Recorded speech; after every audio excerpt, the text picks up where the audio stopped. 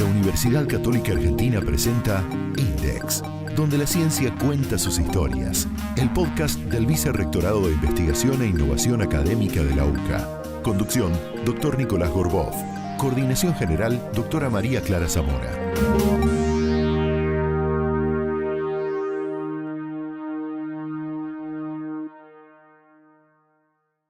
Hoy los invitamos a acercarnos a un área de trabajo e investigación psicológica especializada, que es la psicología jurídica, entendida como una articulación interdisciplinar entre la psicología y el derecho.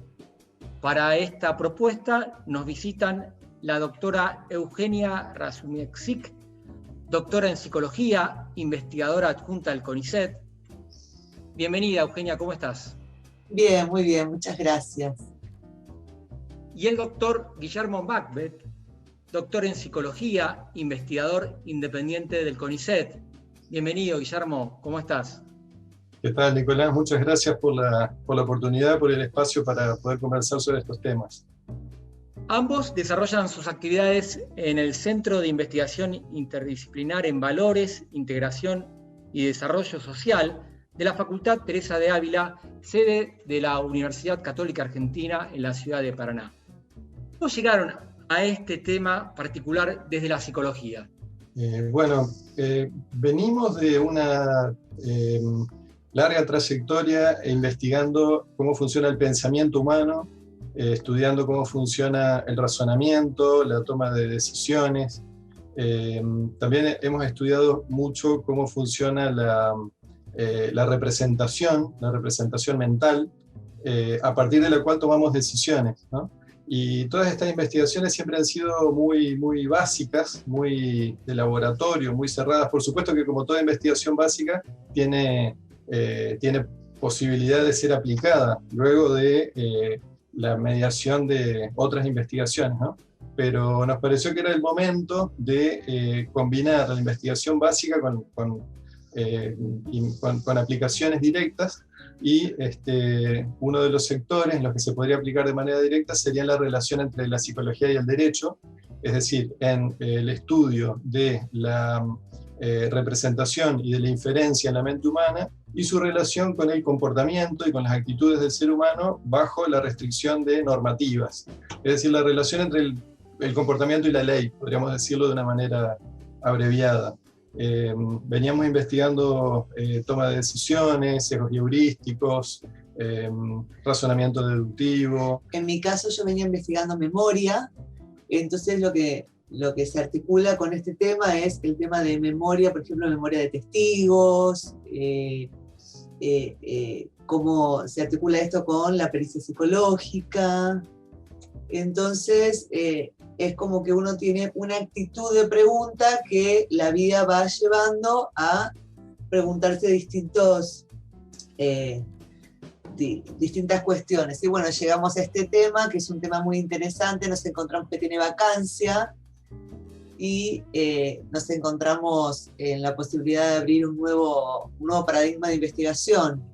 Sí, nos llamó mucho la atención que dentro del área que venimos trabajando ambos, que es el de la psicología cognitiva experimental, se han estudiado muchos temas muy importantes que tienen mucha aplicación para el bienestar de la sociedad, para contribuir al bien común, digamos. Y esto era claramente una vacancia, porque se había estudiado mucho sobre la percepción, el pensamiento, la atención, la memoria sensorial, y cruces entre todas estas funciones, ¿no? Estas funciones mentales. Pero no se salía del laboratorio, y menos en cuestiones tan importantes como la relación de la mente humana con la ley, con la normativa. Así que se nos ocurrió ir por ese lado. Lo que encontramos fue una gran vacancia. Encontramos que se ha estudiado muy poco y no del todo bien, digamos. Hay modelos que, si bien tienen alguna evidencia experimental, han resultado algo escasos, según lo reconocen los mismos especialistas. Así que hemos ido por ese lado, estamos incursionando por esa vía. ¿Qué es la psicología jurídica? ¿Y qué relación guarda con lo que sería el mundo de lo forense? ¿Hay una psicología forense, por ejemplo? La psicología jurídica justamente es el entrecruzamiento discursivo e interdisciplinar entre la psicología y el derecho. Cada uno tiene su área de aplicación, pero hay un entrecruzamiento en donde ambos dialogan. Y la psicología forense es la aplicación de la psicología jurídica en un foro. Sí, en los foros, tal como se entienden desde el derecho, sería en el ámbito penal, civil, comercial, de familia. Eso, la psicología forense sería una aplicación, sería un subconjunto dentro de un área más amplia, de un conjunto más amplio, que es el de la psicología jurídica. La psicología jurídica, por eso algunos la han visto como algo más teórico, más teorético, más de investigación, y la psicología forense como algo eminentemente práctico, aplicado, digamos, que toma forma sobre todo en la pericia psicológica forense, es decir, en el asesoramiento que hace un psicólogo a un magistrado, por ejemplo, ¿no? A partir de los pedidos de un magistrado de puntos de pericia, de preguntas puntuales acerca de un caso. Pero lo que tiene de particular la psicología jurídica es que permite esta convergencia interdisciplinar entre psicología, derecho y otras disciplinas. Hay un fuerte componente sociológico, hay elementos históricos, hay elementos de la, no sé, de la criminología, de la medicina también, de la psiquiatría, pero básicamente la psicología jurídica es una disciplina hasta cierto punto nueva, porque si bien existen disciplinas que han estudiado la relación entre el ser humano y las normas, no se ha hecho bajo la modalidad específica de la psicología forense.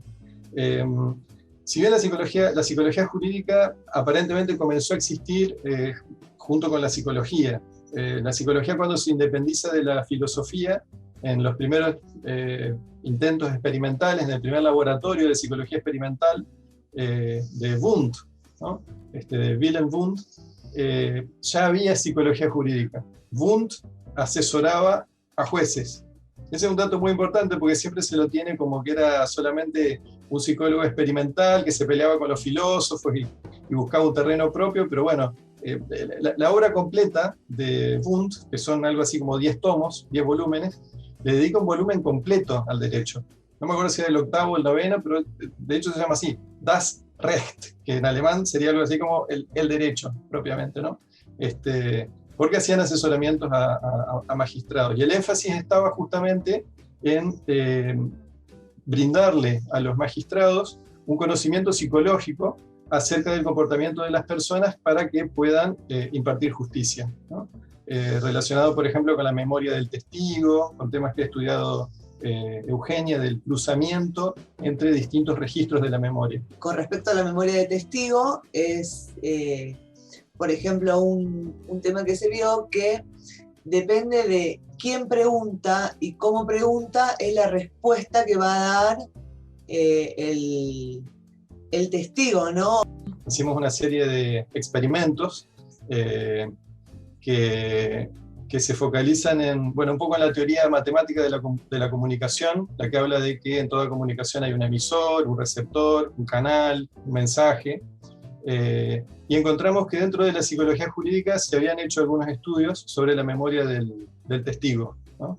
Pero se han focalizado en el emisor del mensaje, es decir, en la forma en la que se pregunta a un testigo. El experimento básicamente consistía en que un grupo de sujetos experimentales observaba un accidente vial, un accidente automovilístico, y le preguntaban a qué velocidad le parecía que transitaba ese vehículo que tuvo el accidente. Cuando le hacían la pregunta, el interrogador, la persona que preguntaba, le cambiaba el verbo. El experimento consistía en evaluar el efecto que tenían esos cambios de verbo. Le preguntaba, ¿a qué velocidad circulaba el auto? ¿O a qué velocidad se desplazaba? Y en otras preguntas le decía, ¿a qué velocidad se estrelló el auto? ¿No? Le manipulaban el verbo en la pregunta. Entonces, cuanto más fuerte era el verbo, mayor era la velocidad a que contestaba el participante experimental. Si le preguntaban a qué velocidad se estrelló, decía, bueno, iba a 120 millas por hora, y si le decían a qué velocidad contactó, decía, y bueno, iba a 50, 60 millas por hora. O sea, era muy notable la diferencia de estimación subjetiva de velocidad de acuerdo al verbo que manipulaba el emisor de la pregunta. Entonces, cuando revisamos eso en el contexto de la teoría de la comunicación, encontramos que, bueno, que está muy bien ese experimento. Son experimentos de la década del 70, de Elizabeth Loftus, que fue la que generó este campo de investigación de la memoria del testigo, digamos, es muy, muy influyente. Y encontramos que no había nada hecho sobre el resto de los elementos de la teoría de la comunicación. Entonces se nos ocurrió estudiar no solamente al emisor, sino también, es decir, al emisor en el sentido de la formulación de la pregunta que hacía, sino al rol del emisor, al rol, a la función, a la posición institucional de quien pregunta. Entonces hicimos una serie de preguntas, tomamos el paradigma de Loftus, de mostrar videos con accidentes viales, y en algunos casos les decíamos, bueno, quien pregunta es un fiscal, ¿a qué velocidad iba el auto? Y a otro grupo le preguntamos a qué velocidad iba, les decíamos que el que preguntaba era un defensor, no un fiscal, sino un defensor. Entonces encontramos que cuando era el fiscal el que preguntaba a qué velocidad iba el auto cuando chocó, decían que iba mucho más rápido que cuando preguntaba el defensor. Es decir, encontramos que no solamente el verbo condiciona la respuesta, sino que también el rol de quien pregunta, el rol institucional del que pregunta, condiciona también la respuesta. Y esto es sorprendente porque es involuntario, es algo implícito, es algo... de hecho, estamos tratando de pensar cómo hacer un experimento para revertirlo, porque lo que descubrimos fue que eso ocurre, pero deberíamos ver cómo evitarlo, ¿no? Todavía estamos en eso, pensándolo. Entonces pensábamos que, claro, no solamente es la manera en la que se pregunta, sino quién lo pregunta, lo que de alguna manera condiciona, determina o dirige la respuesta. En esto que nos están comentando hacen referencia a dos roles muy característicos de lo que sería un juicio, ¿no? El fiscal, el defensor. Yo les quería preguntar acerca de la argumentación. ¿Hay estudios sobre la psicología de la argumentación jurídica? Sí, la argumentación jurídica es un campo relativamente nuevo, tomó vuelo a partir del final de la Segunda Guerra Mundial, pero en el campo del derecho. En el campo del derecho, como todos sabemos, ¿no? Tienen teorías fabulosas, teorías extraordinarias, de una sutileza admirable. Hacen distinciones de distinciones que llegan a identificar conceptualmente objetos filosóficos, objetos jurídicos que son muy puntuales y muy sutiles. Pero claro, su desarrollo es puramente dogmático, teorético. No cuentan con evidencia empírica como sí se les exige muchas veces a otras disciplinas dentro del ámbito de las ciencias sociales. Por ejemplo, bueno, la psicología, si se considera ciencia social, no nos aceptan una teoría que no tenga una fuerte evidencia empírica, no solamente observacional, sino también explicativa y hasta metaanalítica, es decir, evidencia que combine los resultados de múltiples experimentos. Lo que encontramos fue que dentro del derecho hay un gran desarrollo de la teoría de la argumentación, pero dentro de la psicología hay una ausencia total de desarrollo de esta disciplina. A pesar de que la teoría de la argumentación tiene que ver con la justificación, con la fundamentación de una toma de posición o de un razonamiento. Es decir, que es un dominio, un ámbito específico, tiene un interés pleno para la psicología, sobre todo para la psicología cognitiva, que se interesa por la manera en la que el ser humano piensa, razona, decide, deduce, infiere. De hecho, encontramos que dentro de la teoría de la argumentación, la teoría jurídica de la argumentación, el epicentro conceptual es lo que los abogados llaman, o lo que los juristas denominan, silogismo jurídico, que no es otra cosa que un modus ponens, en el que la premisa mayor tiene una normativa, la premisa menor tiene un hecho que se preocupan en probar, y la conclusión sería la aplicación de la norma general a el hecho particular. Y esa conclusión es nada menos que la sentencia judicial, ¿no? Es decir, una sentencia se supone que es un silogismo, y en ese silogismo hacen esfuerzos conceptuales de un nivel extraordinario de claridad y de sutileza, pero no hay nada empírico, no hay estudios empíricos controlados, que esa es la parte que puede aportar la psicología, ¿no? No hay estudios empíricos que respalden esas fabulosas teorías, como por ejemplo la teoría de la argumentación de las nuevas retóricas de Chaim Perelman, o de Alexi, o de McCormick. Hay múltiples autores que han hecho aportes muy sustanciales, que tienen además la particularidad de que son convergentes. Son distintos autores que en simultáneo descubrieron lo mismo, desde dentro del derecho, pero no han hecho testeo todavía empírico, no han podido aportar todavía evidencia experimental controlada, y es en eso que estamos trabajando. ¿Podrían comentarnos algo acerca del trabajo de estos autores? Por ejemplo, sobre el Auditorio Universal de Perelman.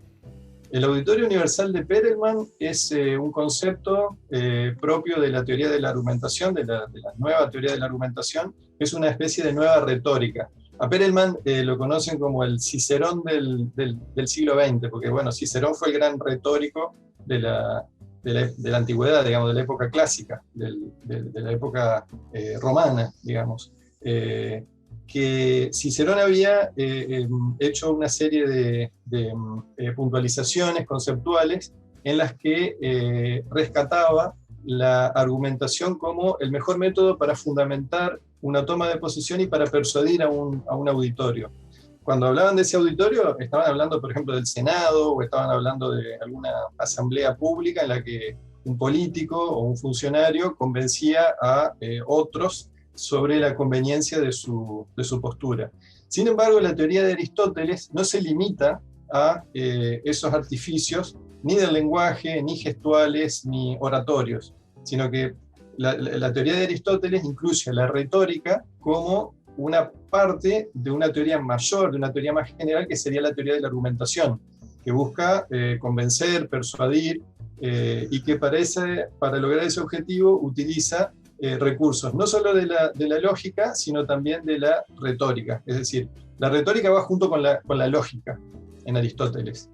Pero por una serie de circunstancias filosóficas, históricas, se fueron separando, hasta el punto de que quedó con prestigio solo la lógica, y la retórica perdió totalmente el interés y quedó casi como un ornamento o como un artificio que se utiliza básicamente en literatura. Es decir, quedó reducida a propósitos estéticos, pero no a la búsqueda de la verdad o a la búsqueda de una optimización fuera del campo puramente estético.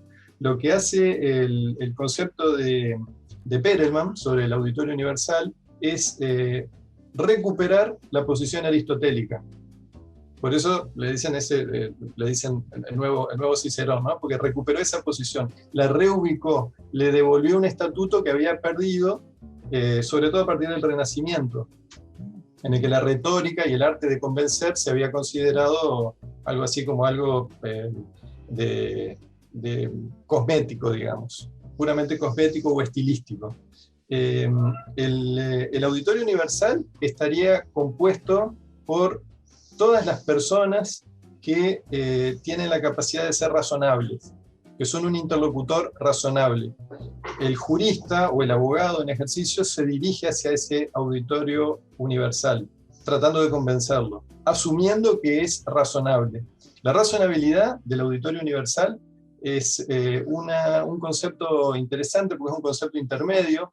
Es muy interesante que ella haya recorrido un camino muy paralelo al de la psicología, que estaba diciendo exactamente lo mismo en esa época, aproximadamente década del 50, del 60 del siglo XX. Estaban diciendo que no había que plantear el tema del pensamiento humano como algo puramente racional, ni como algo puramente irracional. Los psicólogos y los juristas, sin saberlo, sin escucharse mutuamente, sin tener idea de lo que estaban diciendo el otro, decían que el ser humano no puede ser entendido como algo puramente racional ni como algo puramente irracional, sino con un camino intermedio que sería lo razonable, la razonabilidad. Y la razonabilidad pasa por ese silogismo jurídico, por la posibilidad de hacer un modus ponens, pero también por la posibilidad de una aproximación asintótica quizás, una aproximación que nunca llega a ser idéntica a ese silogismo, que lo hacen a través de la argumentación. Es decir, argumentar sería como un camino alternativo cuando no se puede hacer una demostración o a llegar a una conclusión silogística. Si no hay disponible claramente un modus ponens en el que uno puede decir, se sostiene esta conclusión como figura del razonamiento lógico, se recurre a la argumentación como un sucedáneo, como una aproximación, que siempre sigue teniendo ese ideal, pero se sabe de antemano que no se puede acercar a ese ideal.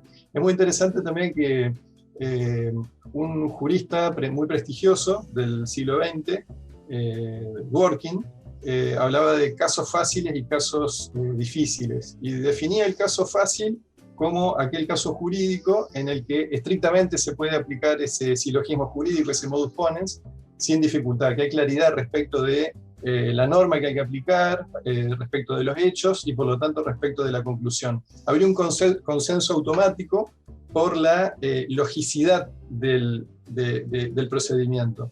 Y el caso difícil sería aquel en el que no hay tanta claridad, en el que hay dificultades, o para la norma, o para la definición de los hechos, y por lo tanto queda diluida la fuerza que pueda tener la conclusión que se deriva de esa inferencia. Es decir, no hay un razonamiento lógico-deductivo, sino que hay que hacer otra aproximación. Ese sería el caso difícil para Dworkin. Y es específicamente para el caso difícil para que se construye esta teoría de la argumentación. Y es ahí donde se recupera esa vieja retórica aristotélica mediada por Perelman, que fue uno de los que inició, ¿no? Luego fue complejizándose. Actualmente es muy compleja la teoría, pero a partir de ahí es donde se abre esa posibilidad de diálogo directo entre el derecho y la psicología, porque están haciéndose preguntas los juristas respecto de la argumentación jurídica, respecto de lo que hace en su tarea cotidiana un juez, ¿no? Se están haciendo preguntas que se hicieron los psicólogos más o menos en simultáneo, en la década del 30, del 40, del 50, del siglo XX, y las respondieron con experimentos, ¿no? Entonces, vemos que eso no está articulado y estamos trabajando en esa articulación. Hay un concepto que las personas que no somos del mundo del derecho escuchamos cuando se desarrolla un juicio, sobre todo los juicios que llegan a los medios de comunicación, la cuestión de la pericia psicológica. ¿Qué sería una pericia psicológica forense?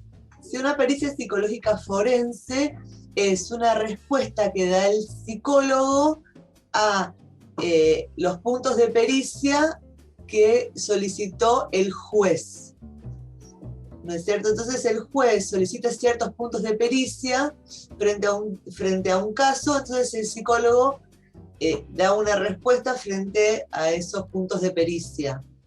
Los criterios de calidad, es importante, de la pericia psicológica forense, tiene que ver con la fundamentación científica y con la sana crítica.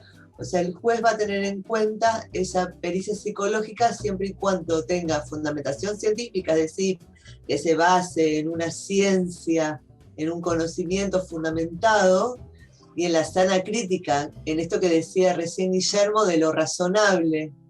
Ahora, eso es más propio técnicamente de los psicólogos, ¿no? Hacer un estudio, una pericia y elevar un informe técnico al juez. Sí, totalmente. Sí. La pericia psicológica forense es específica del profesional psicólogo. Hay pericias de toda clase, ¿no? El juez puede solicitar pericias respecto de cualquier disciplina, pericias en ingeniería, pericias en economía, pericias en medicina, pericias en cualquier disciplina.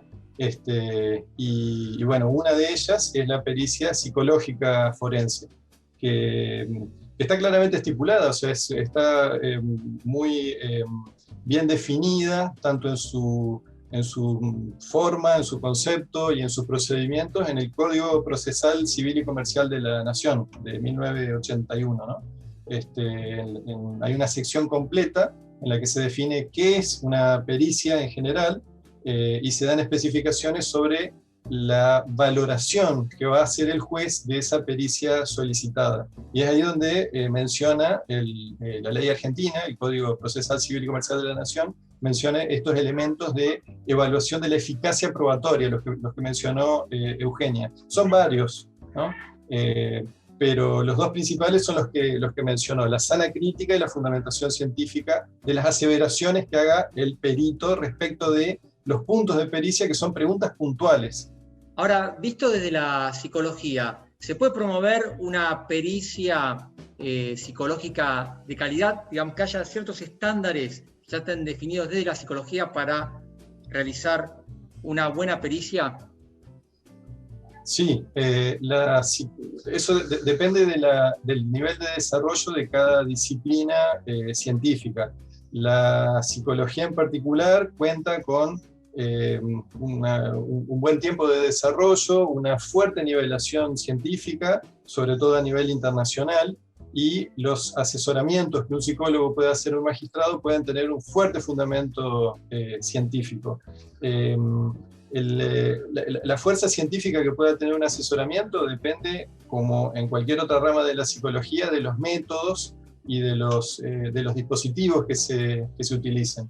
Lo que tiene de particular el asesoramiento psicológico a la justicia es que normalmente las preguntas, los puntos de pericia tienen que ver con lo que se conoce genéricamente como subjetividad.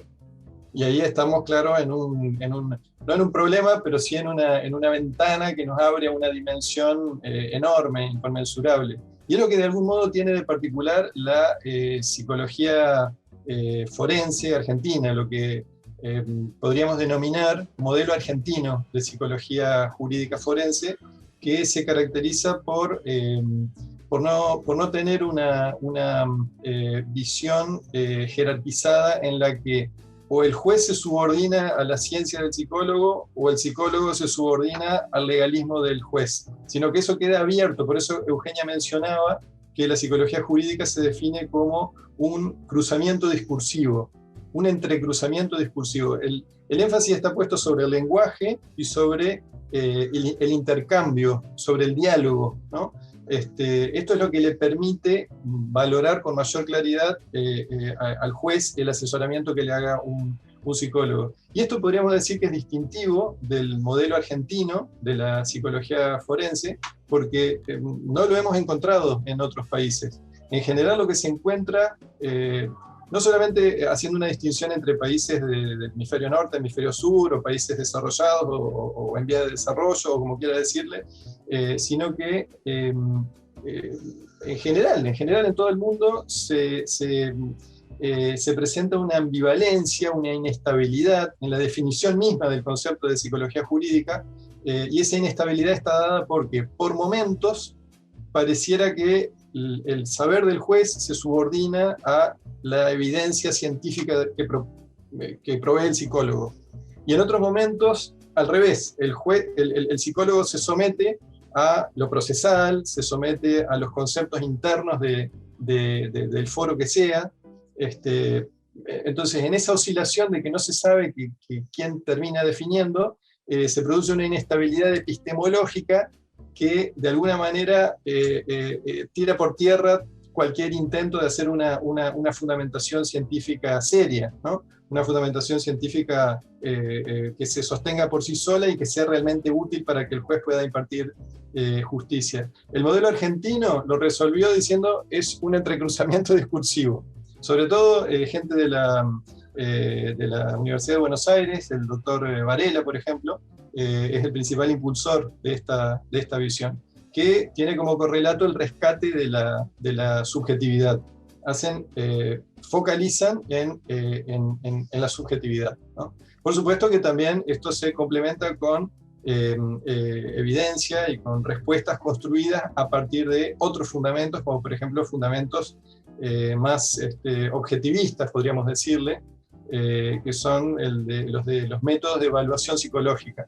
Dentro de la psicología contamos con métodos que tienen una fuerte auditoría interna, digamos, que tiene que ver con la confiabilidad y con la validez de los instrumentos de medición. Se hace una combinación de todo esto, pero bajo la premisa de que es un diálogo, de que digamos, esto a la vez se corresponde con lo que en derecho llaman Estado de Derecho Constitucional. Es decir, tiene que ver con el constitucionalismo, con el Estado de Derecho Constitucional, que nace a partir de los excesos del legalismo de la Segunda Guerra Mundial. O sea, eso no funcionó, así que se intentó por otro camino. Es de ahí de donde viene esta idea de la valoración de la prueba por métodos que son más dialógicos y que son más pluralistas, pero sin en ningún momento perder el norte, que es el de la fundamentación científica y el de la sana crítica. Y con respecto a eso, yo quería decir que con respecto a la fundamentación científica, el científico, el perito, tiene que ser muy humilde porque siempre cuando se utiliza la ciencia, siempre hay Sí, hay escepticismo y siempre hay un nivel de duda de cuál es la verdad. La ciencia nunca sabe la verdad al 100% absoluto. Siempre es a un 95%, un 99% de seguridad, incluso con las pruebas psicométricas, con las pruebas de ADN, con las pruebas, siempre hay un nivel de duda y siempre tiene que tener escepticismo el perito cuando genera la pericia psicológica. Sí, podríamos decir incluso que esa es una condición totalmente excluyente. Si no hay un margen de duda que esté detectado, reconocido y en un mundo óptimo hasta cuantificado, podríamos decir que no se trata de un asesoramiento científico. Es decir, un asesoramiento que dice, estoy 100% seguro de que pasó esto o de que ocurrió tal condición, no es un asesoramiento realmente científico, porque si es científico, utiliza métodos probabilísticos y los métodos probabilísticos siempre tienen un margen de error que se puede cuantificar y que hay todo un aparato lógico muy sofisticado para decir si es error tipo 1, tipo 2, si uno se equivoca al aceptar o al rechazar, ¿no? Es decir, esa condición que señala Eugenia es jerárquica, porque el asesoramiento que un psicólogo haga a un juez seguramente va a estar mal si el psicólogo dice estoy completamente seguro de esta aseveración que estoy sosteniendo. A eso creo que a eso me refería yo, sí. Es decir, es inevitable el escepticismo y es inevitable la humildad en la generación de asesoramiento psicológico. Sí, totalmente. Sí. Y el juez lo sabe, los jueces lo saben. En un modelo legalista previo pedían seguridad, ¿no? En modelos previos, pero en los modelos actuales están perfectamente enterados de esto y lo valoran. A la hora de valorar la eficacia de la prueba lo tienen en cuenta. INDEX, donde la ciencia cuenta sus historias. El podcast del Vicerrectorado de Investigación e Innovación Académica de la UCA.